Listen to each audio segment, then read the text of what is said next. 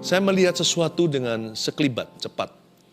Selama 2 kali tadi kita penyembahan di dalam roh, tiap kali saya pejamkan mata saya melihat ada tangan yang dibalikkan begini dengan cepat.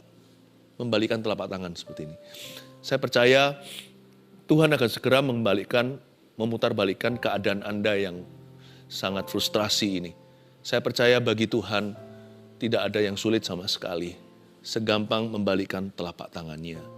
Di awal saat teduh bersama tadi, waktu masih bacakan kesaksian, saya punya feeling sangat kencang bahwa Tuhan sedang mencari seseorang. Ada perasaan itu loh, Tuhan lagi cari seseorang. Kayaknya saya ulang, ada orang-orang yang sudah menjauh dari Tuhan, nah ini ikut saat teduh bersama, bukan kebetulan. Ada orang yang sudah bolong-bolong doa, udah jarang masuk ke hadiratnya. Ada juga orang yang udah menjauh dari persekutuan dengan saudara seiman, udah gak mau ke gereja, yang kepahitan, maunya hanya ibadah sendiri di rumah.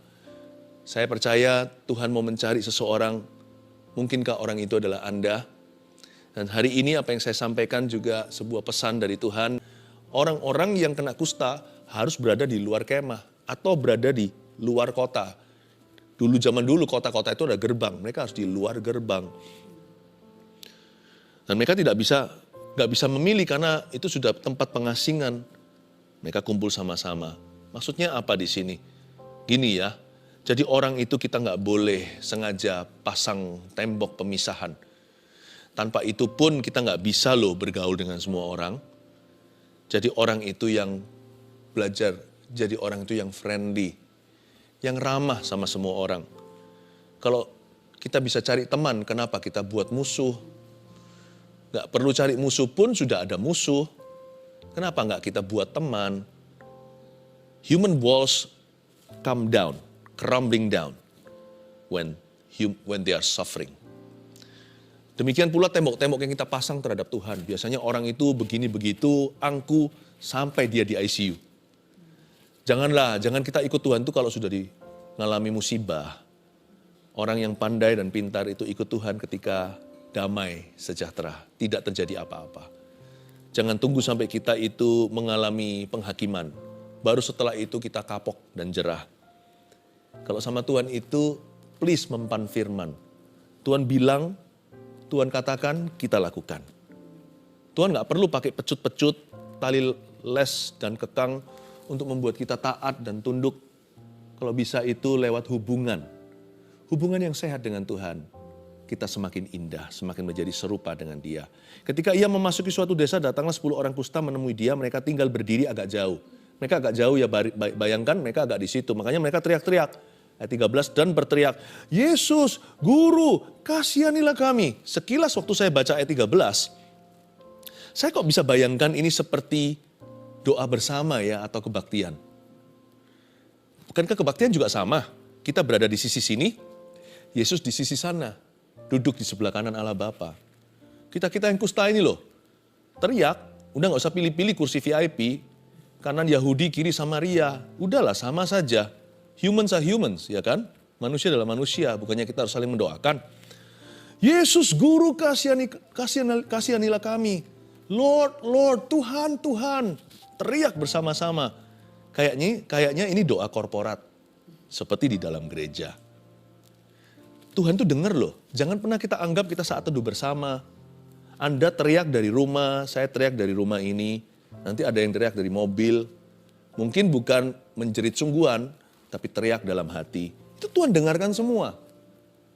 Jangan kita kira Tuhan itu grosiran. Artinya rame-rame, sekalipun kita bisa rame-rame berdoa, nanti Tuhan jawabnya itu individu. Terbukti nanti Tuhan hitung satu persatu. Nggak luput Tuhan tahu yang disembuhkan 10. Tuhan tahu jumlah mereka. Jangan kira Tuhan tidak tahu jumlah kita. Sekarang ini yang nonton saat teduh berapa? Ya, nanti aja nanti baru kita tahu. Ini pasti ada yang menyusul lagi. Yang live-nya berapa, nanti yang susulan. Jangankan jumlah orang. Jumlah rambut di kepala kita aja bukan hanya dihitung. Alkitab mengatakan they are numbered. Mereka bukan dihitung, dinomerin. Lain loh, kalau dihitung itu rambut orang itu ada berapa? Rambutnya ada 1.234.051. Ya, itu kan jumlah. Enggak, rambut mana yang rontok hari ini, itu Tuhan punya barcode-nya. Yang disisir Anda itu loh, khususnya para wanita, shampoo-nya nggak cocok kali. Itu di situ ada, itu rambut yang ke 947.532. Itu ada. Itu rambut keberapa? Tuhan tahu semua. Jadi jangan pernah kita itu merasa lost in the crowd. Kita merasa terhilang, merasa tersesat, merasa tidak signifikan, tidak bermakna, apa bedanya ada atau tidak ada saya di tengah lautan manusia. No, your life is numbered. Hidupmu itu ada angkanya, jumlahnya. Hidupmu itu ada nomornya. Dan Tuhan itu mengenal kita sebelum dunia dijadikan, bahkan sebelum mama melahirkan. Tuhan itu sekalipun mendengar doa itu bersama-sama, Yesus sembuhkan mereka satu persatu. Makanya mereka juga harus kolek atau mereka harus menjemput mujizat mereka perorangan. Terbukti di ayat 14, lalu ia memandang mereka dan berkata, pergilah, perlihatkanlah dirimu kepada imam-imam. Gak bisa ada mujizat titipan atau iman titipan juga. Titip ya, titip salam sama Tuhan. Kalau gak mau kasih salam ke Tuhan sendiri, jangan titip siapa-siapa. Sebab Tuhan tidak terima titipan. 10 orang ini disuruh semuanya, satu persatu mereka semua bersepuluh, pergilah perlihatkanlah dirimu. Kata dirimu di situ artinya dirimu masing-masing kepada imam-imam. Nggak bisa ada yang berkata, aku titiplah, aku kesakitan, kusta itu sakit loh. Belum lagi bahaya secara sosial kalau mereka kedapatan pergi ke arah sana. Ini untung, ini kalau sampai Tuhan nggak sembuhkan mereka di tengah jalan, mereka bisa dirajam. Karena ada hukumnya di Israel, itu ada undang-undangnya. Itu by law loh. Itu bukan hanya dengan kesadaran. Itu sudah menjadi pidana kalau mereka itu mendekati berapa meter gitu dengan orang yang sehat. Itu mereka bisa saja dikeroyok massa. Massa sih nggak berani keroyok mungkin ya, lempar batu. Untungnya, bukan untung, di dalam Tuhan tidak ada laki, yang ada hanyalah blessing. Tengah jalan mereka disembuhkan. Jadi waktu mereka ketemu imam, mereka sudah tahir. Makanya kalau ada yang imannya kurang kuat kan bisa titip mereka yang beriman kuat. Titip ya doakan. Aku sendiri gak berani jalan ke sana. Gimana aku jalan? Sebagian orang kusta itu mungkin sudah kehilangan kakinya salah satu atau dua-dua. Yang pasti jari-jarinya udah putus itu. Bisa jadi, pernah lihat gak orang kusta? Kasihan, bahkan ada yang hidungnya udah lepas tinggal lubangnya. Itu kusta bukan penyakit kulit biasa. Kusta itu penyakit yang tak tersembuhkan. Dan anggota-anggota tubuh satu persatu akan gugur ke bumi. Ketika mereka diberitahu pergilah perlihatkan dirimu kepada imam-imam, gak ada yang berkata, kamu aja ya, kamu yang pergi titip doa. Dan Tuhan juga tidak akan sertakan mujizat bagi orang yang tidak melangkah. Misalkan dari 10 yang diberi perintah, 7 yang jalan, 3 itu tidak akan disembuhkan. Karena mereka tidak disembuhkan saat mereka terima perintah Tuhan. Mereka disembuhkan saat mereka melakukan perintah Tuhan. Ketika mereka berjalan dan di tengah jalan, mereka disembuhkan. Jadi kalau mereka tidak pergi, ya nggak terjadi. Mereka disuruh jemput mujizatnya, perorangan. You bisa berdoa bersama, kira-kira begitu bahasanya. Tapi mujizatku, ke kehidupan, mujizatku akan kuberikan satu persatu. Mujizat itu nggak pernah grosiran. Mujizat Tuhan itu selalu personal dalam kehidupan kita. Seorang dari mereka, ayat 14, lalu ia memandang mereka dan berkata, pergilah, perlihatkanlah dirimu kepada imam-imam, dan sementara mereka di tengah jalan, mereka menjadi tahir. Lihat ya, persisnya di detik kapan, di menit berapa mereka disembuhkan, yaitu ketika mereka di tengah jalan, mereka menjadi tahir. Seorang dari mereka, ayat 15, ketika melihat bahwa ia telah sembuh, kembali sambil memuliakan Allah dengan suara nyaring. Saya renungkan ayat ini, saya cerna memamah biaknya. Setelah saya telan, saya muntahkan, saya terus renungkan. Saya heran, kenapa ayat ini gak berbunyi seorang dari mereka ketika merasa sudah disembuhkan. Kalau merasa sudah disembuhkan juga cukup valid. Misalkan kalau Anda pusing, lalu nggak pusing kan sudah tahu kalau Anda sudah sembuh dari pusingnya. Kusta itu juga sama, itu gatalnya mana tahan. Itu sampai mungkin pakai pecahan-pecahan kaca untuk menggaruk. Mereka nggak peduli pedih, karena gatalnya lebih luar biasa. Mereka bisa aja merasa sudah sembuh. Kalau Anda mual tiba-tiba nggak mual kan berarti sudah hilang mualnya. No, I think the healing goes deeper. There is a greater miracle, ada mujizat yang lebih besar. Kalau Anda renungkan ya, dikatakan di sini seorang dari mereka, salah satu yang menemukan dulu bahwa dia sudah disembuhkan, ketika melihat bahwa ia telah sembuh. Berarti ada sesuatu yang nampak. Mungkinkah hidupnya yang hilang itu muncul lagi? Ini bukan kasus kesembuhan semata-mata. Ini kasus penciptaan. Ini yang disebut dalam bahasa Inggrisnya a creative miracle. Mujizat yang kreatif. Ini bukan hanya sakit lalu sembuh. Anda bisa sembuh dari luka, goresannya masih ada. Mungkin Anda mengalami kecelakaan. Mungkin tangannya putus atau jarinya putus. Setelah patah jarinya nggak bisa disambung lagi karena telat. Ke rumah sakitnya terlambat. Ya sudah, Anda bisa sembuh, lukanya tidak basah. Semua tinggal trauma atau tinggal memori saja. Tapi sudah nggak sakit lagi. Tapi jari nggak kembali. Jari ya hilang satu. Jari hilang dua ya hilang dua. Tapi kalau dia melihat kesembuhan, itu beda. Bukan badannya sembuh, dia melihat sesuatu. Mungkinkah kakinya muncul? Mungkin telapak kakinya udah nggak ada satu. Bukan hanya jarinya. Sekakinya pun putus. Tiba-tiba sepatunya. Dia bebet dengan kain begitu, lalu tiba-tiba ada kakinya keluar. Kainnya robek di depan. Dia kaget, dia melihat sesuatu ketika ia melihat bahwa ia telah sembuh. Waktu dia melihat that he was made whole, bukan hanya sembuh atau healing. Waktu dia melihat sesuatu dikembalikan alias dipulihkan. Ia kembali sambil memuliakan Allah dengan suara yang nyaring. Luar biasa loh. Saya beritahu kalau Tuhan tolong tidak akan tanggung. Jangan pernah batasi kuasa Tuhan. Don't confine God to just healing and miracles. Jangan kita itu mengkotakkan Tuhan hanya pada kesembuhan dan mujizat. Allah kita itu yang mati pun bangkit. Yang tiada pun jadi ada. Dia menciptakan yang ada itu dari yang tiada. Nggak perlu modal seperti manusia. Kita perlu sesuatu untuk menjadikan sesuatu. Tuhan nggak perlu apa-apa, semua jadi oleh karena firman-Nya. Dia pencipta kita Alfa dan Omega. Jangan pernah batasi. Kalau Tuhan bicara percayalah. Kalau enggak nanti kita gigit jari.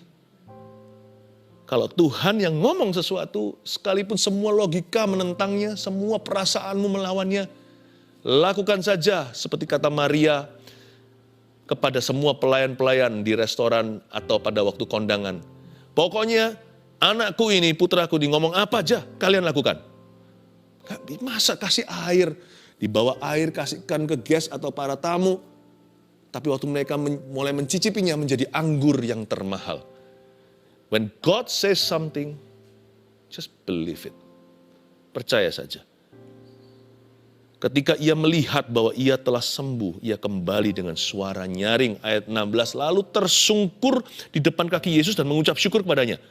Wait a minute, tunggu dulu. Orang itu adalah seorang Samaria. Tahu nggak, orang Samaria itu selalu merasa mereka itu adalah kelas kedua. Mereka ada mindernya terus terang. Orang Samaria itu merasa mereka itu nggak pure breed. Mereka itu bukanlah keturunan murni Abraham. Mereka sih tahu dirilah. Mereka malah nggak suka sama orang Yahudi karena ada ketegangan. Karena orang Yahudi merasa mereka itu bukan anak Abraham. Jadi pokoknya rumit. Tapi paling tidak ya, lewat culture mereka lebih baik, kebudayaan mereka. Kebudayaan yang disepelekan. Orang-orang yang dihina, itu biasanya lebih menghargai kasih ketika diberikan. Orang itu tidak pernah merasa dirinya worthy atau layak menerima semua mujizat ini. Dari 10, hanya 1 yang kembali. Yang 9 gak balik, tahu kenapa? Ya sepatutnya lah, saya anak Abraham kok. Dalam bahasa Inggrisnya, spirit of entitlement. Hati-hati dengan perasaan berhak. Dan Tuhan Yesus memuji orang ini. Kita lihat ayat 17, lalu Yesus berkata, bukankah ke-10 orang tadi semuanya yang telah menjadi tahir? Di manakah yang 9 orang itu? Ingat ya, Tuhan Yesus itu menghitung loh. Dia nggak perhitungan, bedain ya. Dia menghitung tapi dia nggak perhitungan. Kalau perhitungan dia nggak akan berikan ke kita. Karena berikan kepada kita ini untungnya apa? Nggak ada. Tapi dia menghitung. Jadi dia itu tahu ada berapa orang di situ. Dan dia tahu siapa yang sembuh. Yesus itu murah hati. Tapi Tuhan itu nggak teledor orangnya. Bahkan ada kuasa yang keluar dari tubuhnya, bentuknya energi aja atau suatu tenaga. Tuhan langsung tahu, hayo siapa yang jamah jubahku. Murid-muridnya sampai koreksi dia. Karena murid-muridnya berada di level yang berbeda. Mereka di level kedagingan. Yesus tahu Bapaknya. Yesus tanya, siapa yang pegang aku? Dari tadi semua orang berdesak-desakan, guru. Semua orang berhimpit-himpitan. Kenapa kau bilang siapa menjamamu? Ya udah biasa kalau di tempat gini. Apalagi kalau guru datang rame sekali. Semua orang pasti senggol-senggolan. Tak terkecuali guru pun kesenggol sana sini. Kenapa guru tanya gitu? Nggak digubris sama Tuhan Yesus? Orang-orang yang tidak mengerti cara kerja Bapaknya. Yesus berkata, siapa ya? Ayo ngaku. Tuhan tahu lah. Tapi kasih kesempatan pada wanita pendaraan 12 tahun itu untuk mengakui. Supaya dia berani beriman. Supaya dia berani, open about her faith. Dia berani untuk bersaksi bagi Tuhan. Aku. Tuhan tahu. Tenaga keluar aja Tuhan tahu kok. Tuhan gak pelit. Tuhan tuh kalau memberikan ya, lebih daripada kalau orang itu mengadakan obralan. Tuhan memberikan itu cuma-cuma. Bayar sedikit pun gak perlu, percaya saja. Tapi jangan kira kalau Tuhan itu murah hati, dia murahan. Setiap tenaga energi yang keluar, semua itu ada track record-nya. Semua itu ada tanda terimanya. Dia gak perhitungan. Dia gak bilang gini loh, aku sembuhkan kamu, sekarang kamu mau apain aku. Aku sembuhkan kamu, sekarang kamu gimana bayar? Gak bisa, dengan apakah aku balas Tuhan selain puji dan sembah kau. Siapakah aku ini Tuhan, jadi biji matamu. Gak bisa sih, terus terang. Tuhan tidak pamrih. Tuhan punya kasih melebihi kasih sayang seorang ibu. Hanya memberi, tak akan kembali. Bagai sang surya yang menyinari dunia. Tuhan kalau memberi itu tidak minta sesuatu kembali. Tapi Tuhan tahu, He keeps count of men. He keeps count of His favors to men. Dia menghitung satu persatu orang-orang yang dia panggil. Orang-orang yang dia jamah, orang-orang yang diberi kesempatan lagi, orang-orang yang diberi berkatnya, orang-orang yang disembuhkan, orang-orang yang Tuhan berikan kasih karunia dan anugerah. Dan dia hitung satu persatu loh kasih karunia itu. Kepada si A aku beri kasih karunia apa, kepada si B aku beri kasih karunia apa. Jangan kira, coba roh Yesus Kristus, Roh Kudus pun tahu karunia apa diberikan kepada siapa. Makanya di dalam surat Paulus di Korintus dituliskan, Roh itu memberikan, mengimpartasikan karunia sesuai dengan kehendaknya. Jadi dia tahu yang sana dengan situ karunianya beda karunia mereka apa. Tuhan itu nggak pernah, mana ya kunci rumah, mana ya kunci mobil, sisirku di mana, aduh dompetku kok hilang. Tuhan nggak begitu. Maksud saya ngomong gini apa? Tuhan itu menginginkan untuk kita meresponi Dia. Jangan hanya kita menerima sekalipun tidak bisa membayar kasih karunia-Nya. Jangan kita jadi anak Tuhan atau orang Kristen yang pasif. Jangan jadi orang yang seperti tidak meresponi Tuhan. Jangan menjadi orang yang tidak berbuat apa-apa. Di manakah yang 9 orang itu Tuhan kangen sama mereka? Hello, Tuhan bilang sama orang Samaria itu, mana 9 temanmu? Kok nggak datang ke sini? Saya tahu loh di tengah jalan tadi sembuh, kan saya yang memberi perintah. Dan saya yang membuka kunci kesembuhan mereka. Mana mereka, teman-temanmu? Tidak adakah di antara mereka yang kembali untuk memuliakan Allah selain daripada orang asing ini? Lalu ia berkata kepada orang itu, ini adalah keberuntungan orang asing, orang Samaria satu yang kembali. Lalu ia berkata kepada orang itu, berdirilah dan pergilah. Lihat ini. Imanmu telah menyembuhkan engkau, betul? Bukan. Imanmu telah menyelamatkan engkau. 9 tidak kembali, puas dengan mujizat. Pergi, punya hidung baru, kaki baru, bahkan seluruh kusta sembuh. Fine, thank you. Tapi hidup mereka akan kembali ke kehidupan lama mereka. Orang sakit sembuh tetap akan mati. Tapi orang ini beda. Dia menerima kesembuhan, dia kembali pada Tuhan, hidupnya mengalami transformasi. Imanmu menyelamatkan kau, hatimu benar, maka satu-satunya dari 10 orang kusta ini yang diselamatkan hanyalah orang Samaria. Saya tidak tahu kejadian berikutnya, kan Alkitab tidak mencatat. Misalkan mereka semua mati keesokan hari, saya berani pasti ambil konklusi dari cerita ini. 9 mereka anak Abraham, namun akan dilemparkan ke dalam api. Tapi 1 orang Samaria ini seperti Lazarus, si pengemis itu, akan duduk di pangkuan Abraham. Mana mujizat terbesar? Sembuh dari sakit atau diselamatkan dari kehidupan dosa dan kegelapan? Ini mujizat terbesar. Kalau mereka mati keesokan hari, yang masuk surga cuma 1 saja. Yang 9 akan binasa. Orang ini kembali, hidupnya mengalami perubahan. Dan Tuhan selamatkan jiwanya. Yang berakhir sampai salvation, sampai keselamatan, hanya orang Samaria. Orang Yahudi itu mengira bahwa mereka anak Abraham, tidak menyadari bahwa Tuhan kalau mau bisa ciptakan anak Abraham dari batu-batu di pinggir jalan. Tapi mereka mengira mereka selamat. Mereka puas dengan berkat. Mereka tidak mau tahu menahu tentang Yesus. Akhirnya mereka tersesat, terhilang. Bisa jadi perkara lebih buruk terjadi. Nggak tentu mereka akan kusta lagi kalau Tuhan sembuhkan sekali anak manusia memerdekakanmu, kamu akan sungguh-sungguh merdeka. Tetapi saya sayangkan, mereka tidak berakhir dengan baik. Tetapi orang Samaria ini perkecualian. 3 poin yang saya mau berikan kepada Anda sebagai review pelajaran kita tentang cerita yang luar biasa. Di manakah 9 orang kusta itu? 1, kita harus ingat, jangan pernah merasa berhak untuk ditolong Tuhan. Hati-hati dengan sense of entitlement. Ingat ya, jangan jadi kacang yang lupa kulitnya. Kita harus mengerti selalu, dan jangan pernah kita berakhir sebagai malin kundangnya sorga. Orang yang lupa daratan. Jangan pernah merasa berhak untuk ditolong Tuhan. Sekalipun kalau Anda dan saya, sekalipun kalau ada di antara kita yang jadi pendeta sekalipun, ingatlah mungkin kita jadi seperti ini karena kita adalah pendosa yang lebih buruk dari jemaat. Nggak pernah kita boleh merasa berhak. Melayani Tuhan itu bukan tempat untuk memperoleh glory. Melayani Tuhan itu adalah tempat untuk mengembalikan budi. Membalas budinya Tuhan yang tidak akan pernah terbalaskan. Jangan pernah merasa berhak untuk ditolong Tuhan. Masuk hadirat Tuhan itu dengan rendah hati. Saya rasa yang saya lihat tadi membalikkan telapak tangan itu, kalau kita mau masuk ke hadirat Tuhan dengan rendah hati, kayaknya nih saya curiga, ini curiga yang baik, ini curiga ilahi. Semudah itu Tuhan akan membalikkan telapak tangan. Kalau sana mau humble aja sama Tuhan. Kalau kita mau sungguh-sungguh datang pada Tuhan dengan hati yang lemah lembut, dengan jiwa yang remuk, hati yang patah pun, kalau kita datang dengan honest, dengan jujur dan real kepada Tuhan, lihat ya, semudah membalikkan telapak tangan, mujizat akan terjadi.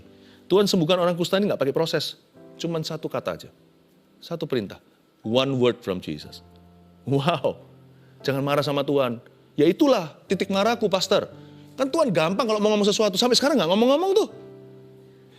Emangnya Tuhan harus ngomong apa sama kita? Kita nggak boleh merasa berhak. Tuhan tuh nggak hutang sama Anda, nggak hutang sama saya. Jadi kalau Tuhan nggak bicara sampai sekarang, padahal kita tahu Dia bisa, jangan marah. Sekalipun sampai mati Tuhan nggak bicara pun, Ayub harus berkata, Tuhan memberi, Tuhan mengambil, terpujilah nama Tuhan. Manusia harus tahu diri. Kalau kita mau rendah hati dengan tulus ya, bukan dengan manipulasi. Saya rasa semudah membalikkan telapak tangan, mujizatmu akan terjadi. 2, mujizat Tuhan bekerja lewat iman dan ketaatan. Ini yang saya sebut the power of hearing, kuasa mendengarkan dan mentaati the spoken word. Mentaati dan mendengarkan dulu, lalu mentaati firman Yesus yang diucapkan atau rema. Tapi ada caution-nya, ada hati-hatinya. Kalau Tuhan nggak suruh, jangan dibuat-buat. Ya, misalkan saya dengar cerita ada orang yang seperti bergumul di hatinya, Tuhan suruh aku gini, suruh gini. Lama-lama hanyalah nubuatan sendiri atau mengucapkan kata-kata, kalimat-kalimat wishes atau pengharapannya. Lalu coba-coba begini, coba-coba begitu, lalu nggak berhasil. No. Kalau Tuhan bicara itu akan jelas kok. Anda nggak usah bergumul di hati, was-was. Kalau aku nggak melakukan ini aku tidak taat sama Tuhan. Enggak. Kalau Tuhan bicara itu semua akan naturally atau secara alami. Anda tidak perlu membuat sayembara hati, jikalau aku tidak begitu maka aku begini. Tidak akan ada stres yang tidak perlu kalau Tuhan bicara itu. Anda akan tahu, you know that God has spoken to you. Dan orang lain juga akan bisa meneguhkannya. Satu persatu akan Tuhan kirim konfirmasi bahwa memang Tuhan bicara begitu di hidupmu. Tinggal taat saja. The power of rema. Makanya itu pada saat teduh bersama kayak gini, waktu ada hikmat marifat, ketika ada suatu kata-kata hikmat, muncul sesuatu orang begini, ngalami begitu, Tuhan lagi mengerjakan ini dalam hidupmu. Saya dengar banyak kesaksian di mana itu nggak persis keadaan Anda. Nubuatan yang persis itu ada, yaitu untuk orang tertentu. Tapi Anda waktu mendengarkan itu, iman Anda turut melompat. Meskipun deskripsinya nggak persis seperti yang Anda alami. Tapi Anda beriman juga, terjadi sesuatu loh. Terjadi sesuatu juga. Ya. Meskipun deskripsi itu untuk orang lain, nantinya mereka akan kesaksian, itu saya pastor. Anda yang turut percaya juga menerima sesuatu. Itulah kuasa firman yang terbang atau rema. 3, Tuhan perhatikan mereka yang tidak kembali dan bersyukur. Catat ini baik-baik. Kalau Tuhan bisa kangen dengan yang 9, Tuhan juga bisa menangkap sinyal hati yang kurang bersyukur. Berarti Tuhan juga bisa melihat dan Tuhan juga bisa memperhatikan orang-orang yang absen dari hadiratnya. Termasuk mereka-mereka yang punya kebiasaan datang telat ke gereja. I think Tuhan itu tahu. Yang simpel-simpel aja ya. Misalnya ada orang-orang yang bertobat namun juga tidak mau pergi ke gereja. Itu Tuhan juga tahu. Tuhan akan tanya, di mana itu? Atau orang-orang yang percaya Tuhan tapi tidak kunjung dibaptis juga. Tuhan juga tanya, loh katanya percaya sama aku, tapi di mana mereka tidak pernah melakukan perintahku? Percayalah dan berilah dirimu dibaptis. Tuhan itu tidak hanya memperhatikan orang-orang yang datang. Tuhan juga memperhatikan orang-orang yang tidak datang. Tuhan tanya, where are they? I miss them. Nggak marah loh, bahasa ini kalau Anda baca tadi Tuhan tanya sama si ex-kusta ini, mantan kusta. Tuhan tanya tentang teman-temannya. Tuhan nggak ngamuk. Tuhan tanya sama dia baik-baik. Di mana temanmu? Where are the 9? Di mana yang 9 itu? Tuhan tahu ketika kita absen. Tuhan tahu ketika kita malas. Tuhan tahu ketika kita mundur. Tuhan tahu ketika kita menunda ketaatan. Tapi Tuhan menunggu kita. Makanya dari tadi saya merasa Tuhan sedang mencari seseorang. 1, 2, 3. Jangan pernah merasa berhak untuk ditolong Tuhan. 2, mujizat Tuhan bekerja lewat iman dan ketaatan. 3, Tuhan perhatikan mereka yang tidak kembali dan bersyukur kepadanya. Ini adalah kontak iman kita. Ulurkan tangan ke depan, kita sembahyang. Tuhan, jamahlah Tuhan. Oh raya suara raya. Inna ya no raya raya suara raya raya. Tuhan. Banyak orang yang berbeban berat, saya bisa rasakan bebanmu berat, saudaraku. Tapi izinkan saya mengucapkan ke telinga Anda, Tuhanku lebih besar dan Dia akan menjawab doa Anda. Semudah membalikan telapak tangan, Dia akan membalikan keadaanmu. Jikalau engkau percaya kepadanya, just be humble, jangan marah, tinggalkan panas hatimu itu. Kata Tuhan Yesus di dalam Mazmurnya, tinggalkan panas hatimu itu. Percayalah kepada Tuhan. Lakukan yang baik. Tinggalan di dalam negeri, tetaplah percaya. Maka engkau akan mewarisi negeri dan berjalan bersama dengan orang-orang yang hidup di dalam Tuhan. Balikkan Tuhan telapak tangan itu. Semudah itu kau balikkan keadaan mereka. Di dalam nama Tuhan Yesus Kristus. Haleluya. Terima kasih Roh Kudus. Anda yang punya masalah dengan telinga, meskipun masalah tidak saya sebutkan, percayalah dengan iman. Tuhan menjamah telingamu, memberikan alat pendengaran yang baru, memulihkan segala sesuatu dalam nama Yesus. Mari kita semua mengangkat tangan kita. Kita akan terima berkat ini. Lalu setelah itu kita akan nyanyi-nyanyi bersama dengan Kak Sari. Masih ada 2-3 lagu lagi kita memuji Tuhan ya. Terimalah berkat dari Allah Bapa, kasih karunia dari Tuhan Yesus yang menyembuhkan 10 orang kusta, dan urapan dari Roh Kudus yang sama yang mentahirkan mereka menyertai jemaat keluarga Saat Teduh yang terkasih dari sekarang sampai seterusnya. Dalam nama Yesus, amin.